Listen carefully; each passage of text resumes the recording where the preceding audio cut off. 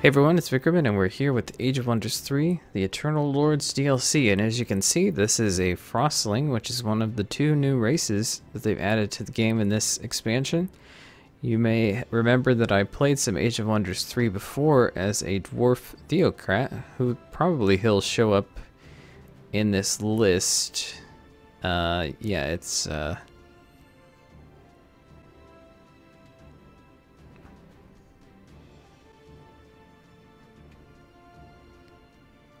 I suppose not. He's not in this list, but that's fine. Doesn't really matter. He looks, well, I mean, that's an Archdruid there. But anyway, we're going to be playing as a Tigran, who are one of the other races that are new. There's the Frostlings, who are kind of the northern icy people. And this is a Necromancer. He's actually the character in the new campaign, Arvik the Dark. And then the other race is the Tigran, who's kind of, if the Frostlings are ice, these guys are fire, so kind of a opposite sort of thing going on. Now, for the Frostlings, some of their racial bonuses are frost protection, as you might imagine. Fire weakness, as you might imagine. They do fast embarks, so they're nice with ships because they don't use any extra movement to embark or disembark, I don't think. And they have cheaper war halls, so that's kind of nice. The Tigrans, they have night vision, predator, which I think it gives you bonuses if the enemy's bleeding, I think. Something like that. I know there's that mechanic for these guys. Athletics, Baron's running, 40% spirit protection, and 20% frost weakness, plus 5 gold. I guess do you get extra gold or something? I don't know. Minus 1 resistance, which I think is the magical resistance, what that is. Sort of like that non-physical type. So yeah, they're kind of opposites in a way, although I'm kind of surprised that there's no fire resistance. No, wait. Whoops. We didn't want to use this person here. Okay, so these are the settings I'm using. If you care, I've enabled the Unifier Victory, which is a new victory condition. It has to do with the racial relations that I'll show you in just a second here when we get into the game. So we're going to go to Tigran. And we are going to be the new class, the Necromancer. And I think you'll find that the Necromancer is very cool. It's really a completely different way to be playing the game. And, you know, I always like to see this game with more options. I think the options that you can do are really what make this thing really cool. Alright, and so they added more perks as well. Grey Guards seek balance between good and evil to gain military and economic advantage. Their magic is focused on cleansing the essence of unnatural beings, which they can manipulate to heal their armies or absorb for magical power. As long as your leader is neutral, all your cities gain an additional 50 population. As a Necromancer, all your undead cities get 25 skulls, dead people. Which are your population, which are different than everybody else's. But we'll see that when we get in to the game.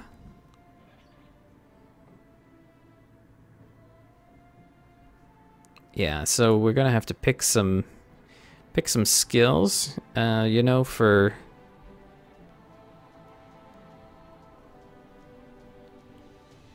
the kind of game we're playing, you know. Necromancers, you know, in tradition they're evil, but maybe we're not that evil. Maybe we could try the Grey Guard stuff. That might be kind of interesting to be not quite as evil of a Necromancer.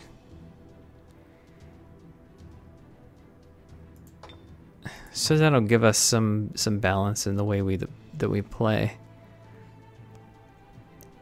Not sure if how well that will work or not.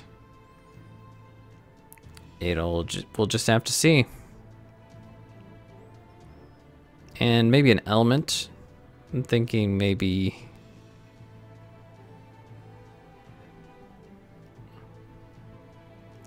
perhaps Earth. I think that seems interesting. Our Tigran Necromancer. You know, he's not that bad of a guy, really. Not that good of a guy either, but who's keeping score? So we'll pick a interesting looking emblem here.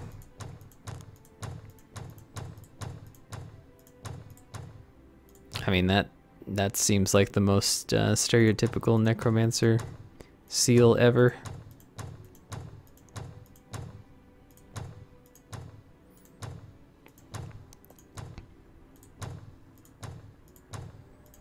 So you can see there's quite a lot of options here. Maybe something like that. And for this, I'll not use that color, but maybe something like gold. Gold on the black. That looks good to me. Now, Tigrans have interesting looking faces because they're all kind of different sorts of cats, really. So that's, I don't know, it's kind of a panther type of thing going on there. I don't know. It seems good. And then change their color of their fur.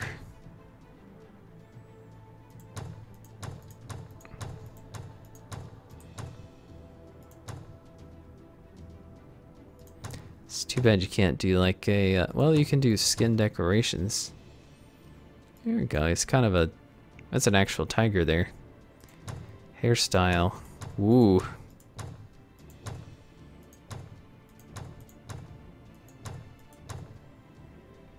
That's pretty cool. I like the white, actually. Look at this. Whisker hairs.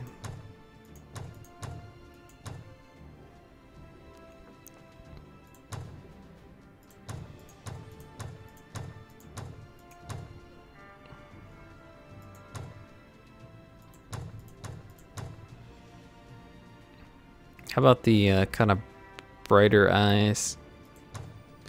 We can give him some sort of an accessory. Is that the monocle? Yeah. Traditionally, that's for the dreadnought for the most part.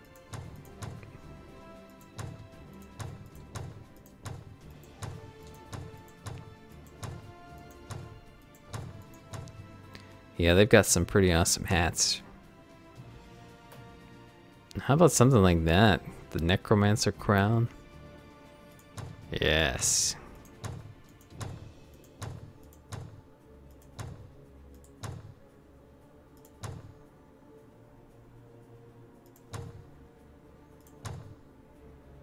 Posture. Oh man. It's an interesting pose.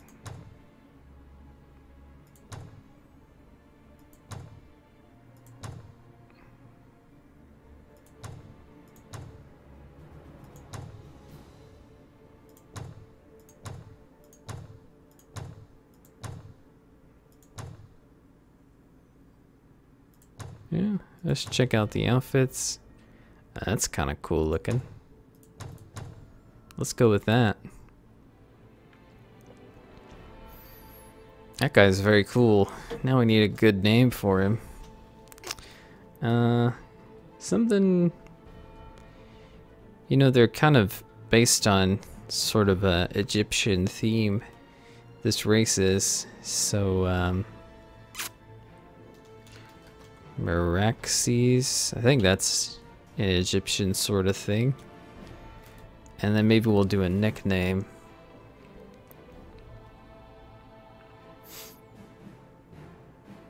The...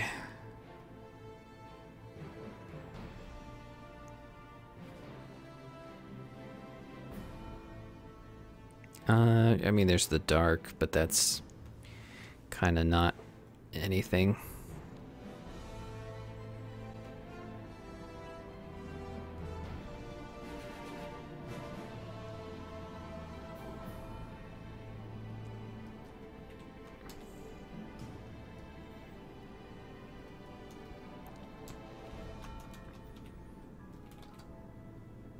Yeah, isn't Anubis like the Egyptian god that kind of takes the dead across the river or something? Something like that. It has something to do with the dead, I think.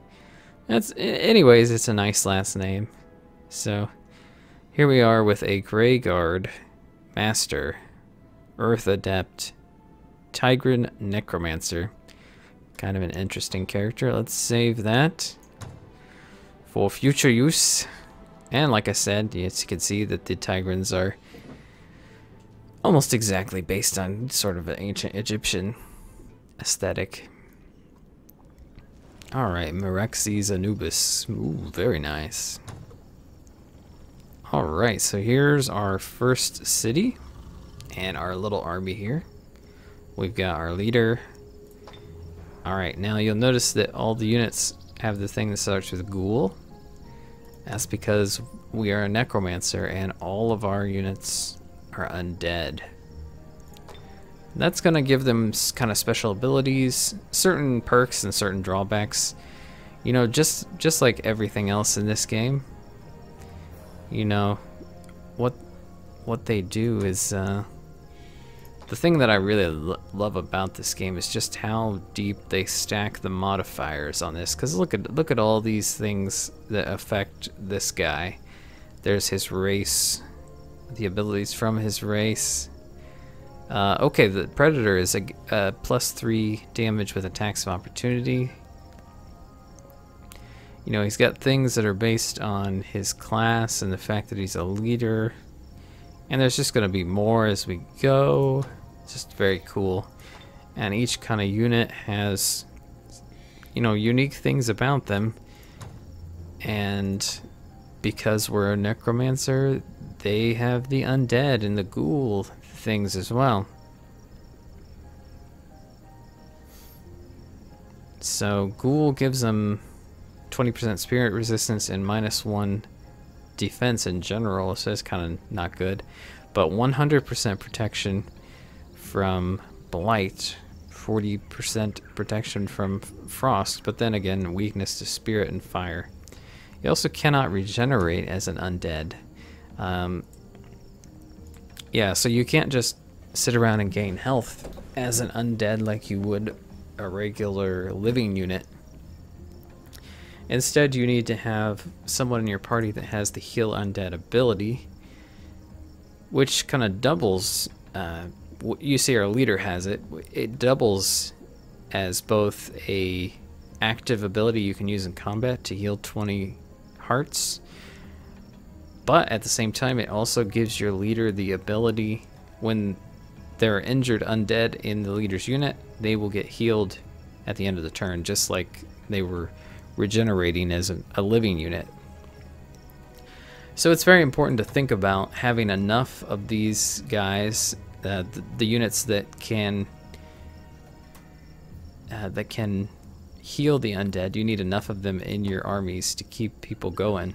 So you got to think about that as you go. So we need to pick research. I think a good thing for us to start with is, that's good. So our Grey Guard thing is all units produced in target friendly city and all units summoned within that city's borders are 100% more likely to deal critical damage and become dedicated to neutral. Researching the spell will make your leader and heroes dedicated to neutral. Ah. So that kind of seals the deal there. Let's do Summon Lost Soul. It's going to be most useful. And yeah, we can check on our stuff here. Does it show alignment anywhere here? I'm not sure where it shows alignment actually. There we go. Neutral. Now, this is one of the new things, that each race that's in your empire has an individual kind of happiness rating. Oh, but Necromancer empires are not affected by race happiness. Interesting. Race governance will unlock race-specific bonuses as you spend more time playing with cities of that race in your empire.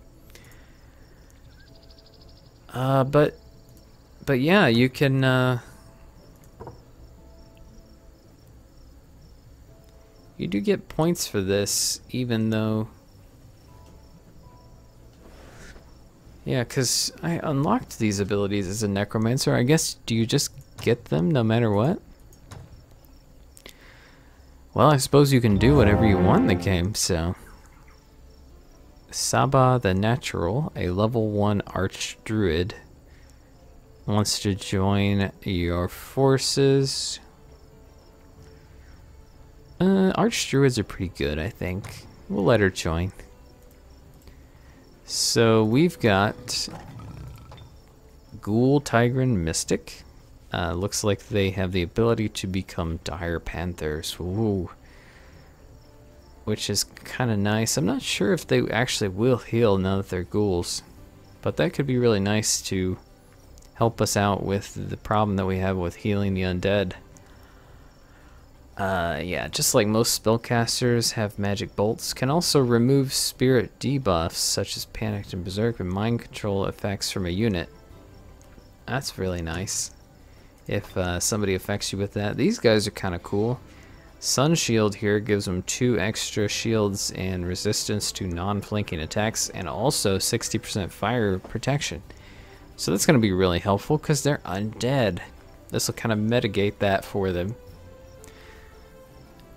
They also can break through guard, which is kind of nice. They'll not, the enemy won't get their bonus if they're doing their guard attack, because usually you'd get a defensive bonus. So we deal 5 more damage against mounted and flying units, and have 3 extra shields against flying and mounted units. So we'll keep that in mind. And let's check athletics. What does that do? Great burst of speed. Unit spends 5 per hex instead of 6. And tactical combat. Flyers movement is good. So they're quick. It's very nice. The Tigran Prowlers are good at wall climbing, it looks like. I think they're sort of a basic infantry type. Bloodthirsty gives an additional 4 damage against bleeding units. So if a unit is bleeding, they will get more attack. And so these cheetahs are actually the ones that do that. They inflict bleeding. Obviously there'll be other ways to do that, I think. But this is what we see so far. So kind of a basic strategy to maximize damage would be to have this guy do bleeding first, and then have the other guys do it. Now we do have a chariot as well. And these guys are cavalry, but they also have some ranged attack with their throwing of the sun spear, which is really nice. Which those can also emulate an enemy, which gives them 3 fire damage and -2 strength, -1, and -400 morale, and -1 resistance. Basically, it's bad stuff. So that's really nice to have that option as well for cavalry, because you know they tend to move quicker, to have a ranged option as well. Now she is not undead. I don't think our leader technically is either. So that's something to keep in mind as well.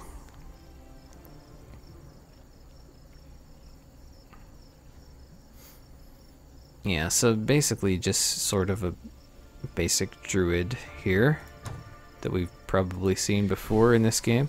Nothing new there. Alright, so we need to select production.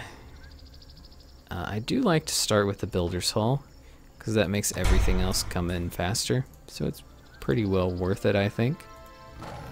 Let's go ahead and grab this mana stash. Did we start with spells? We did. Animate Ruins, which is cool because it lets you basically target a raised city and make it into an undead city. And I'm guessing that if it was an enemy city, is now yours. We also have this one. Battles fought within 16 hexes of your cities become visible. I'm guessing that means you can just see enemies fighting around you, something like that. I don't. That may be more useful in multiplayer than single player, I would think. Because I find that the independents don't necessarily fight each other much. Undead Plague. Target enemy's living city has -200 and loses 400 population per turn. Your nearest undead city gains this as undead population. Oh, that is very powerful. So yeah, some cool abilities that we have just from the start. And I think you'll find as we go that the Necromancer is a very cool class, and I think it's awesome that they added it in. We got a strong rune there. Some independence here. Where else do we have, guys? Probably some dudes there, and looks like some mana over here. We can go ahead and grab that. And what are these guys? Halfling, Eagle Rider. Those guys are actually pretty tough. You can tell by the symbol of the independence if they're going to move or not. These guys have a shield, which means they're just going to defend that location. So we don't need to worry about them attacking us, which is really good. Let's continue exploring a bit. Lots of jungle around here. There's something going on there. So our victory conditions are we can defeat all rival empires. That's one way to do it. And then we have allied victory, which means our alliances will maintain, and we can win together. Protect your leader in your throne city.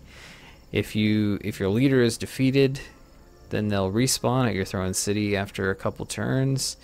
But if the throne city is gone when they die, it's over. Once you've reached champion level of race governance, this is a new one. Construct unity beacons to unite the world. You'll be able to build a unity beacon tower in one city of that race. If you have 200 race happiness with that race, or you are playing as a necromancer, you'll be able to build the unity beacon fire and light the beacon. First player to light unity beacons in 2 cities will unite the world under their banner and win the game. So yeah, we can set how many of those beacons we need. I'm guessing 9 is the most, because that's how many races there are, right? So, what do we have here? This is probably like a water node or something. Air node? Just a mana node. That's an epic tomb. We should probably get some fighting in. There's not a whole lot close by here. Let's go back and head that direction.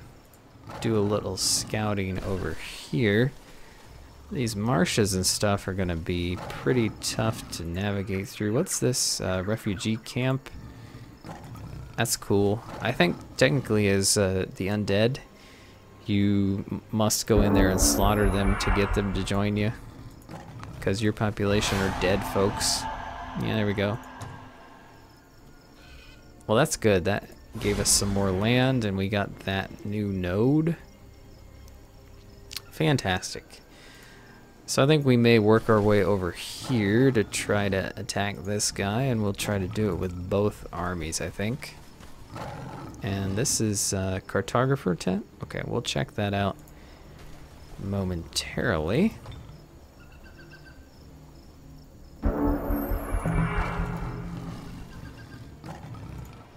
And let's try the old fight. Hopefully this will be quick. Don't have a whole lot of time left in the episode. Roxas Anubis attack the Independents, which means that they will go first. The defender seems to always go first.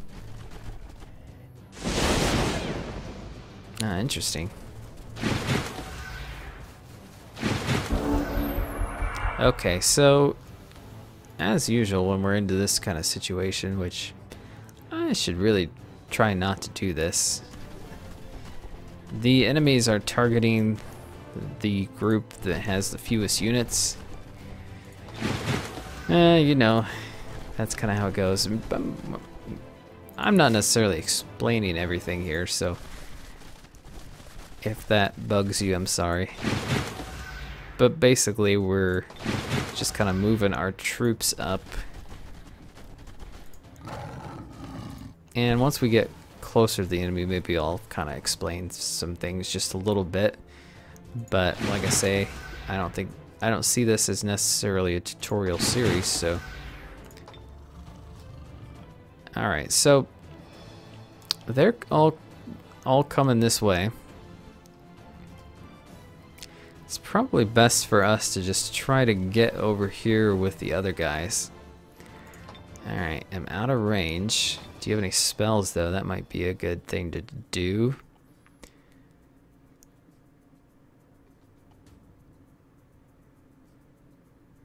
All enemy mounts become feral mounts. Let's try this. Maybe... I think this guy is probably going to be the most dangerous. Yeah, he's pretty weak now. Maybe we ought to try to kill him. We certainly could. The question is, would that be bad for them? I mean, there's not a whole lot of... I mean, I wonder if... I'm sure they have fire resistance. I wonder if we can use this thing and kill them.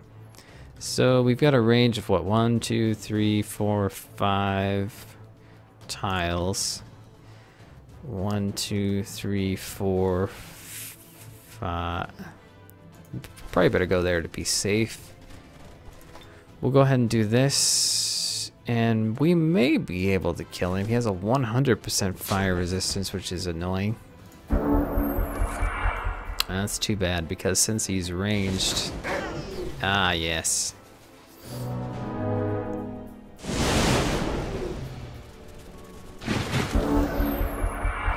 Well, that's not too bad, really. I think we'll go ahead and... Well, can we get these folks up? Yeah, they can attack for sure, but the thing is... I guess you do spirit damage as well. They don't have the 100%, so that's good. Could become a Werepanther, not a good choice, I think. So now they're flanked, and I think... No, it's not a sure bet that we'd kill them there, so let's not do that. Instead, let's pull up here and use the old black bolts. I think there's a good chance now we should be able to kill him for sure. Yeah, flanking. We'll get those guys down, which is good. I think these things will damage you if you stand on them, and since we're somewhat vulnerable to fire, it's not a great idea.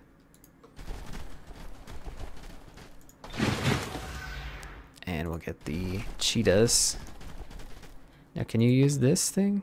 He's out of range. That's a nice ability. We'll see it soon, I'm sure. Okay, so... I think what we want to do... Can you move?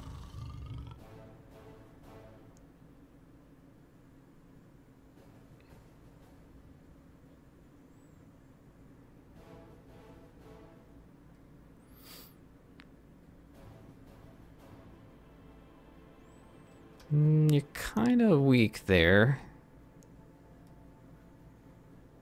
I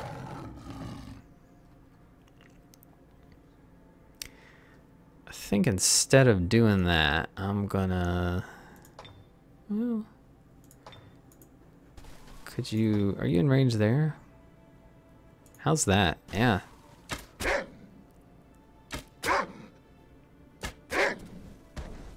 That's not too bad, really. If I could get them down to where they die in one hit, that would be ideal. Well, these guys are kind of damaged. I'm just going to pull them back. Maybe that was dumb. Maybe I should have killed that guy. Oh, yeah. Yep.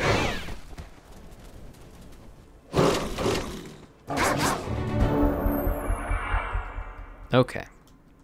Well, that was kind of dumb. These guys got some fire protection, so that'd be good.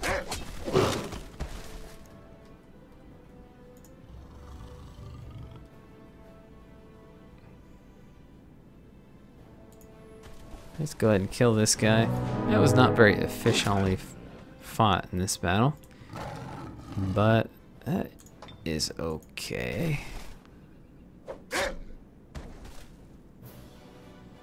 Well, here we go.